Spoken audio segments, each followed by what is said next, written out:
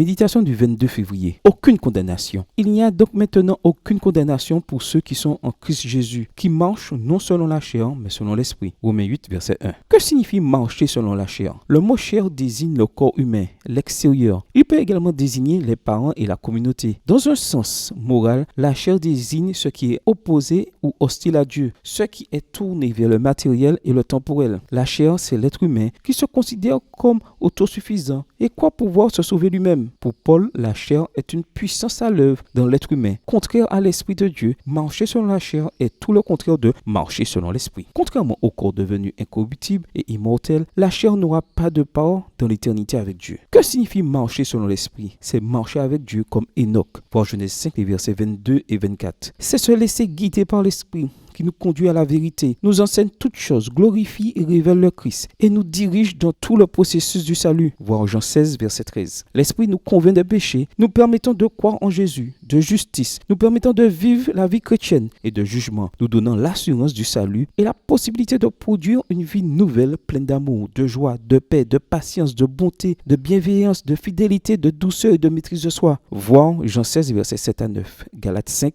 les versets 22 et 23. De plus, il grave la loi de Dieu dans nos cœurs et nous donne l'assurance d'être appelés enfants de Dieu et d'être dépendants, obéissants, fidèles et missionnaires. Voir Jérémie 31, verset 33, Hébreux 8, verset 10, Hébreux 10, verset 16, Jean 1, les versets 11 à 13 et 1 Jean 3, verset 1. La chair et l'esprit sont deux natures qui luttent l'une contre l'autre pour dominer et diriger nos vies comme un bateau à deux moteurs poussant dans des directions opposées. Le moteur que nous alimenterons le plus est celui qui donnera l'orientation. Nous sommes nés avec la maladie héréditaire du péché, avec un penchant au mal. Voir Psaume 51, verset 5 ou Romains 7, verset 18. La lutte est permanente et la victoire doit être également. Nous devons fournir quotidiennement la nourriture et le carburant nécessaires pour faire mourir le charnel et maintenir le spirituel en vie. Nourrissez votre esprit plutôt que votre chair. Comment faire? Le pasteur Mark Finlay met en avant 3 conseils pratiques pour rendre la vie spirituelle plus profonde et plus pertinente. Premièrement, lire en priant, conversant de façon interactive avec Dieu. Deuxièmement, lire et méditer les dernières scènes de la vie du Christ, à la fois dans la Bible